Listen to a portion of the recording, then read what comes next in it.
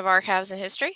I am Kayla Scott Gerner, and I'm a senior reference archivist here today to introduce you to Dr. Dallas Hanbury, our guest speaker, who is going to be with us today to speak about the Montgomery County Archives, which may be an often overlooked repository for county government records, but a very useful one nonetheless. Dr. Dallas Hanbury earned his PhD in public history from Middle Tennessee State University, and he has been active in the field, completing research work and serving as a past president of the Society of Alabama Archivists. And I know he also teaches adjunct sometimes too, so very busy. He has been the Montgomery County Archivist since for about 10 years. I think his 10-year anniversary is coming up in a couple of months. So without further ado, we thank everyone for joining us, and please welcome Dallas Hanbury. Thanks, Kayla. I appreciate that. Let me share my screen. All right. Okay. And okay. So this, what I'm going to do today is just a brief overview of the Montgomery County Archives, and I'll leave a little time for questions at the end. So for those of you that don't know, Montgomery County, as Kayla said, does have a county archive, and we're about 3 blocks down the street from the state archive, so you can visit us both in the same day. So this will be, like I said, a general overview presentation of where we are, what we have, what we do, and some of our ongoing and upcoming projects. We're located at 101 South Lawrence Street, which, if you're familiar with downtown Montgomery, you may recall it as the old office building of the Montgomery Advertiser. And of course, like so many archives, we are in the basement. So on the screen, you see our facility at the corner of Washington and Lawrence, and our entrance is right there at the corner. And we're open Monday through Friday, 8 to 5. So the Montgomery County Archives is a relatively new institution. As I understand it, we came into being in 1996. Prior to that, our records were in a number of places with a good, I would say a significant amount at the state archives, as well as in the offices that, the county offices that created them. So the establishment of the county archives was a collaborative effort with the state archives, the County Historical Society, the probate court, and so forth.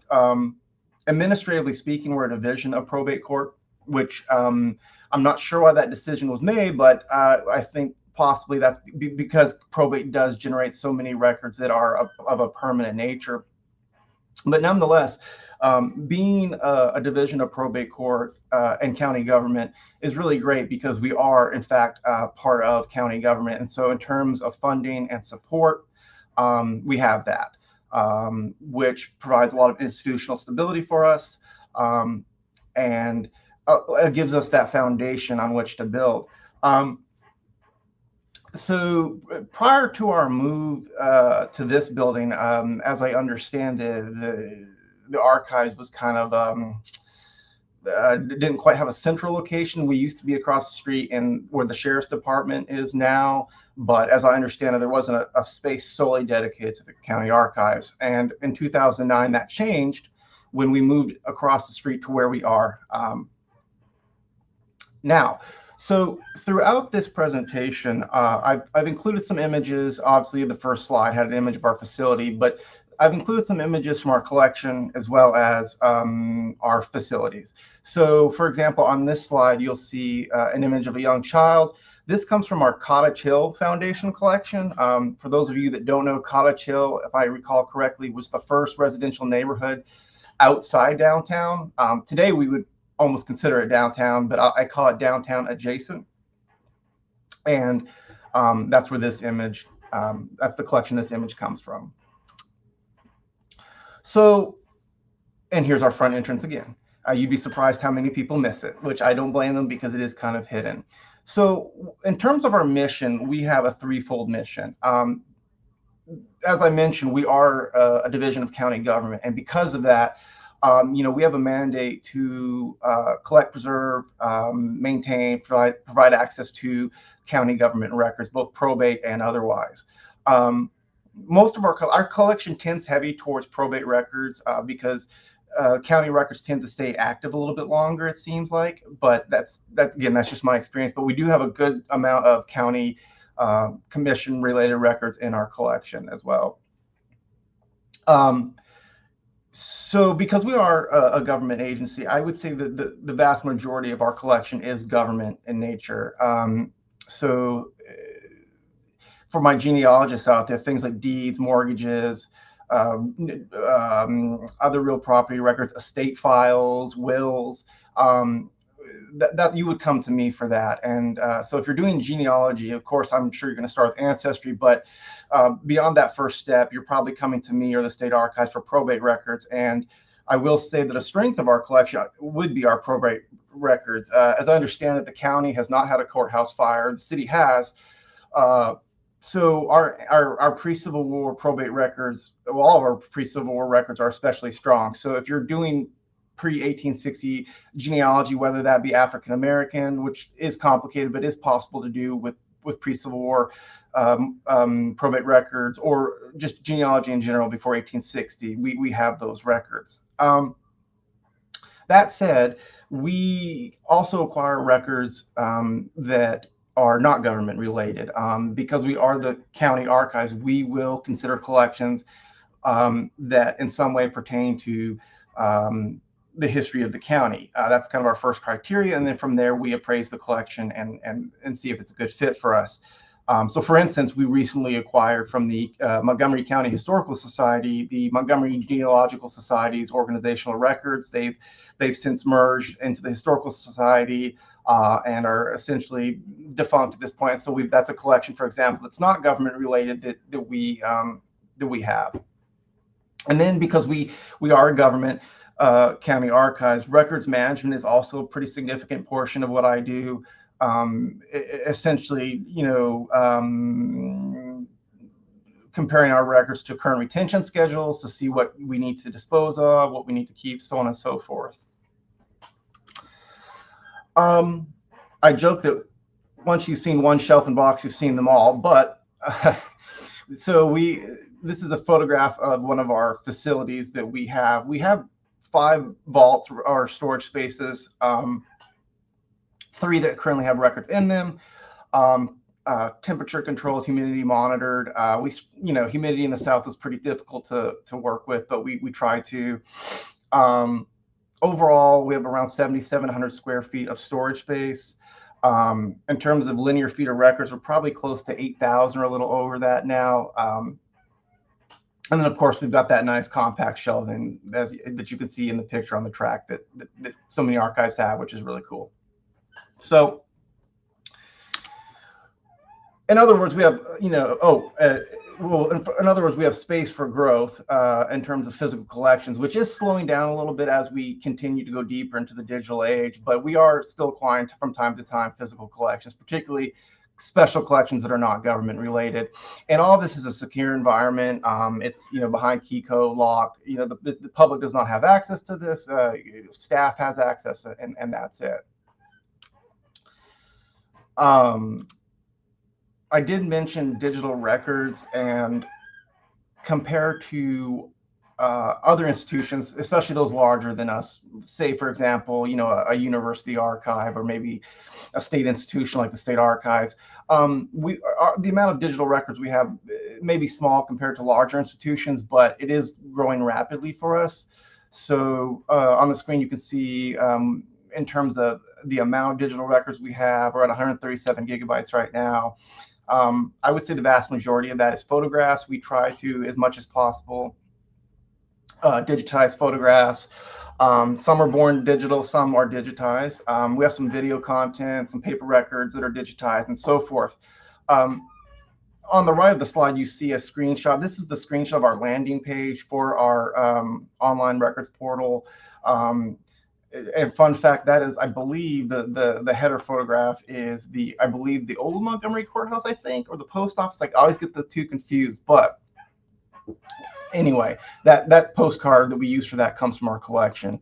And so I know it's kind of hard to see on the graphic. So currently our digital records are split into three record groups: special collections, government records, and born digital. Um, in terms of the high points, not the high points, I should say, but some more prominent parts of our collection, if you will. And I've kind of alluded to this already a little bit. Um, we're particularly strong in government records. And so on the screen, you see some of those records: Clean County Commission records. The county's founded in 1816, and our records, we have a little bit from them, but really 1817 to the present, we have quite a bit from that time period, which is really great.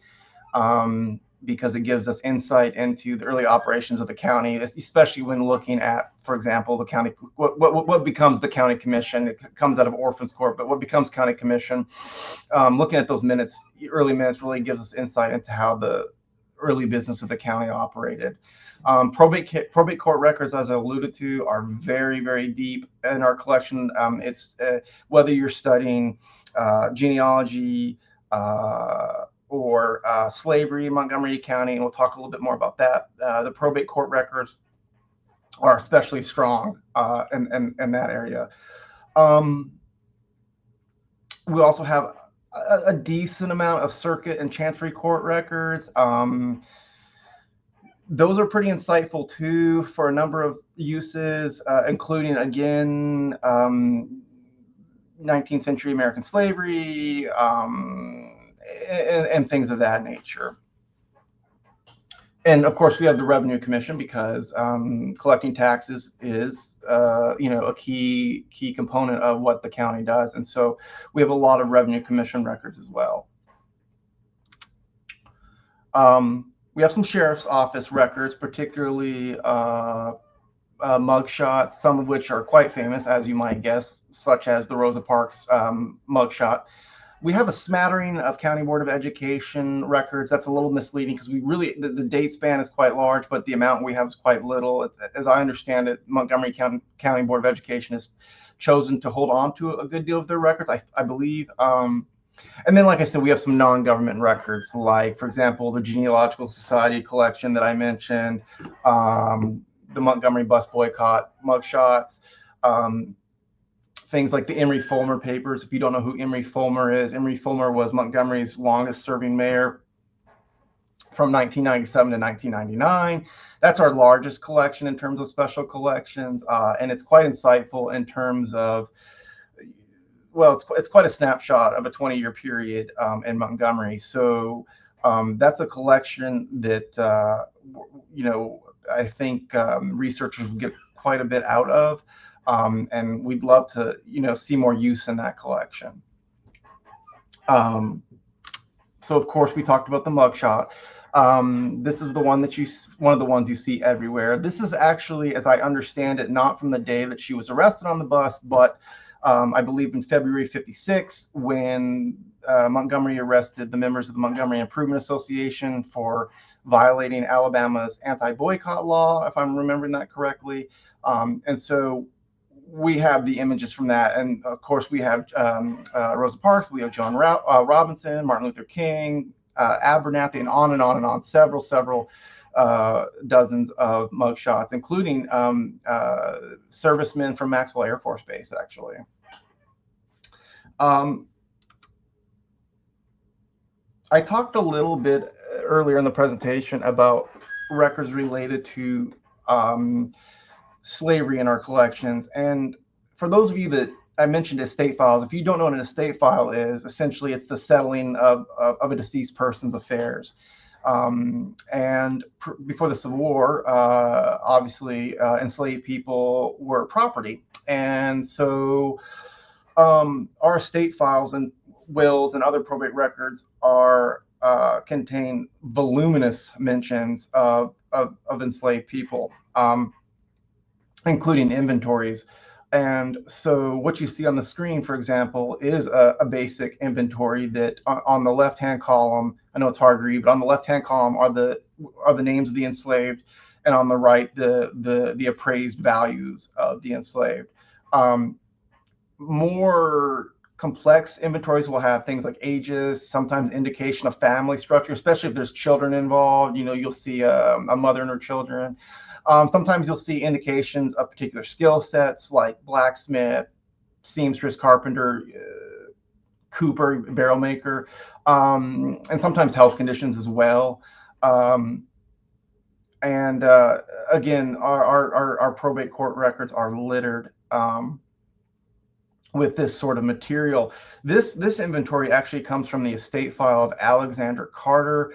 Um, if you're familiar with Montgomery, there is an event venue called the Oaks in East Montgomery County, and that was the Carter plantation. I believe it was Alexander Carter's house. I'd have to double check that, but it was in the Carter family for sure, and I do think it was Alexander Carter's house.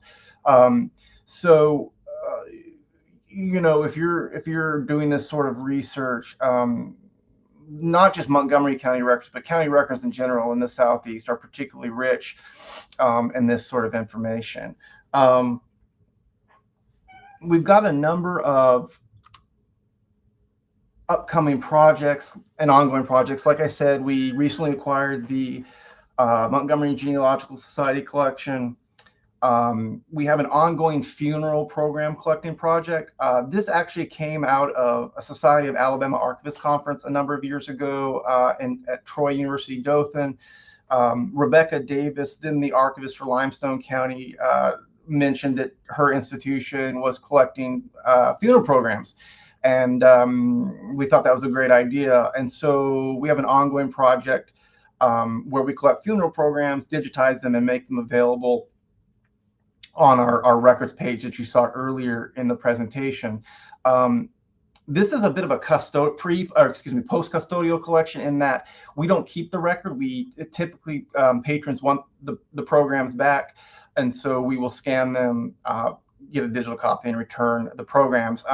You may ask, why funeral programs? Funeral programs, at least we're seeing in our acquisition efforts, are incredibly rich with genealogical information, as well as the context of the person in which the person lived their life. We see a lot of, and we're able to understand what people participated in, what was important to them. So, things like church participation, fraternal organizations.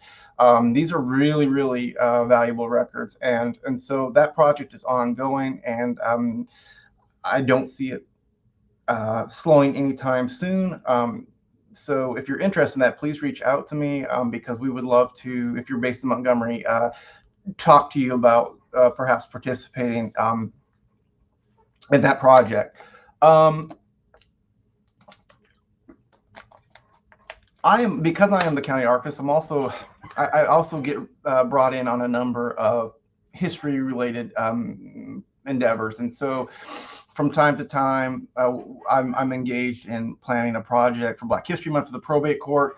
So for example, for 2026, we're tentatively discussing a potential Black History Month community art project. So that will, again, we're in planning stages. It may change completely, but we're envisioning perhaps soliciting the community for submissions to a community art project. And if it comes to fruition, we'll have these art projects displayed for the month of February at a venue. And so we do a lot of things like that. So keep on the lookout. Probate Court does have a newsletter that it sends out periodically. So I envision as we get closer to Black History Month, you'll see some sort of announcement pertaining to that, whatever project we do ultimately decide on. In closing, I didn't think I'd have this much time, so I would have maybe put another slide or two related to this. But we also have a number of digital exhibits on our website. You can see the URL there that interns have done over the years related to, most of the exhibits are related to highlight our collections, and those that don't tend to emphasize something pertaining to county history. We like to use the digital exhibits, one, as something for interns to have in their portfolio, as well as a sort of marketing for our collections. But take a look at those because I think they're a really great example of how collections can be utilized in a digital space and what can be done with pretty basic tools. All of our collections, for example, or our exhibits, excuse me, were created using Wix, for example.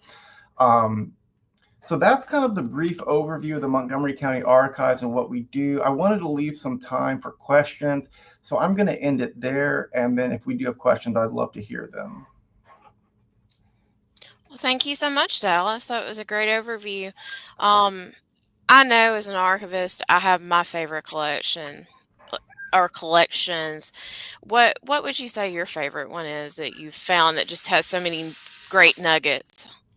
Well, I think the Emery Fulmer collection, in terms of its depth, is a really important collection for understanding Montgomery, especially in a political context.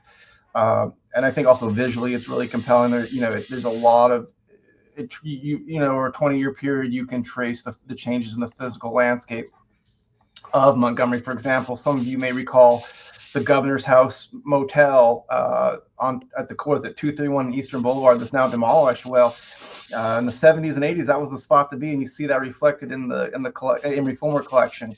Hmm. On a more serious note, though, I don't. I would, it's somber, but I really think I want to go back to the records of enslavement. Um, in the probate court. They're really, really valuable resources for, again, at least maybe in a limited context, but still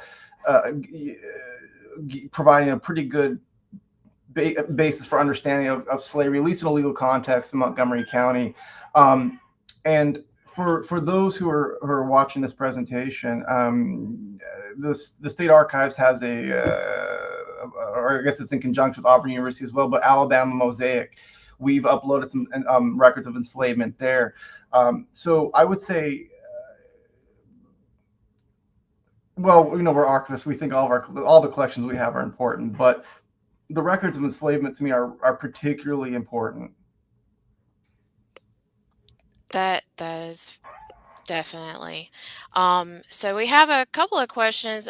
We had a user named All Things Alabama that asked, "What does your archive use to host the digital collections?" That's a great question. So that was quite the journey. Um, I don't even remember what we used years ago. You say that 10 times fast. Used several years ago, but we outgrew it, and so it was quite the journey trying to find something that was appropriate in terms of price, size, skill level required.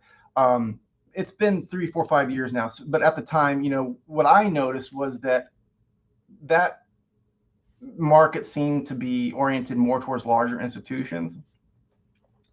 So you would see things like Content DM and this, that, and the other. And I haven't looked at Content DM in a long time, but at the time it was really expensive and way too big for what we needed.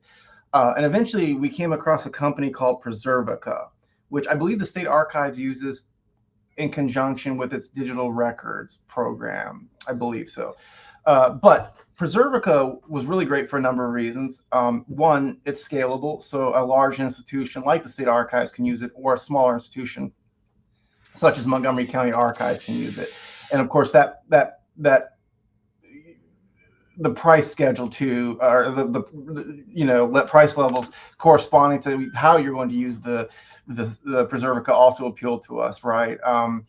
And then, as Kayla said, my degree is in public history with an archives concentration as opposed to a library and information science degree. So in terms of technical skills, something like Preservica, because I'm a Department of One too, something like Preservica that's more out of the box in terms of ease of use, the learning curve is definitely something that I can handle. That's what we use, and because like I said, for all these reasons, in terms of price, the amount of storage we're getting, ease of use, it's I think, a really robust collections management program. Another question we have, if you can hear me over the drilling, I'm not sure how Yeah, much that's coming through. I can, yes. So we had a comment that said that the Limestone County Archives is still collecting funeral programs, and that the information generally listed in obituaries are listed in the funeral programs for people of color. So that's So great. that Oh, I'm sorry. they're still working on that. So that's Yeah, great that's to a hear. great program. It's good to hear that. And what we've noticed as well is that the obituaries that we are seeing are typically people of color as well. Um, I, I don't. I mean, I'm not sure if that's because of demographics or a lot of the programs too. For example, Montgomery's probate judge is J.C. Love III, who has deep roots in the community, and so he's been able to connect the Montgomery County Archives with predominantly African American funeral homes in the community, and so that's been really helpful. And that that's and bringing in people of color obituaries, and so that's typically what we're seeing as well.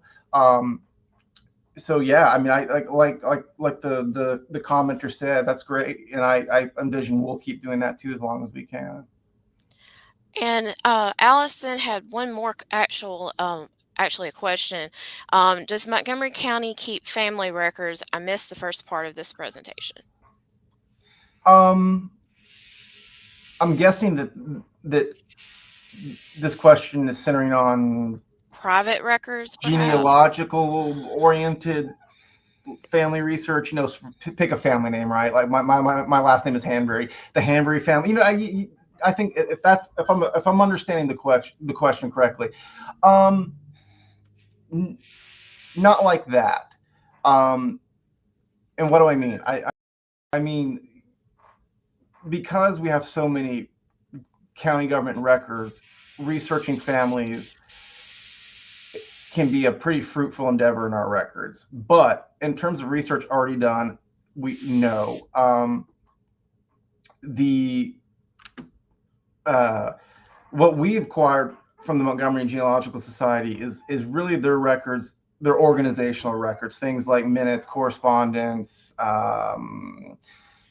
their books on Montgomery County families, things like that. But in terms of um, individuals who have done family research, no, I would say the state archives would probably be a better bet for that, um, as well as the Montgomery County Historical Society, which if you haven't checked them out, you should. They've got a great executive director, Tisha Rhodes. They're doing a lot of exciting things, and they have quite the extensive collections as well. So I would definitely take a look at their materials as well.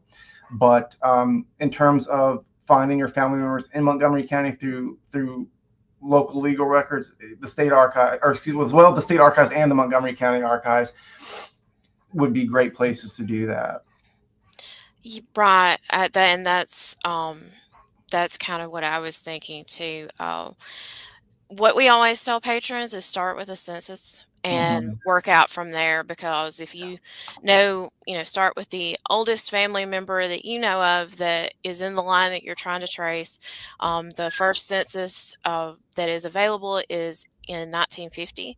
So if you can find someone that's at least on the 1950 census and work back, and then probate records and things like that are great once you've kind of gathered some info, so you know sort of some date ranges that you're looking for, and kind of and can kind of confirm that they were even in Montgomery County, because Mm-hmm. of course people move a lot. But for us, we have some secondary things like the county history books that we Mm-hmm. have. But you guys are the ones that are actually going to have the really good records for Well, Montgomery County. right, and I will add to that we we'll be glad to assist you with your research. But again, what we have is Montgomery County. So, but Right. within that context, genealogists are one of our largest patron groups at the Montgomery County Archives. So I'm well equipped and experienced in working with those folks.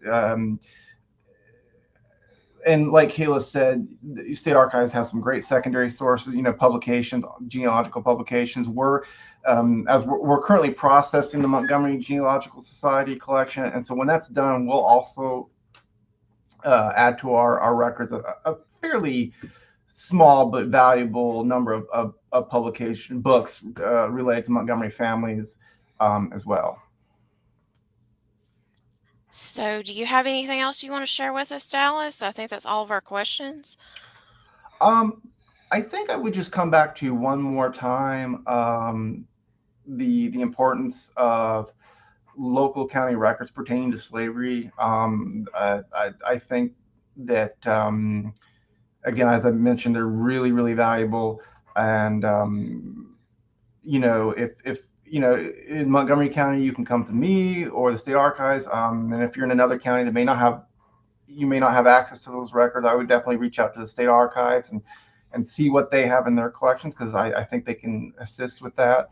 And come see us. We're open Monday through Friday, 8 to 5. My direct line is 334-832-7173, and I'll be glad to assist you however I can.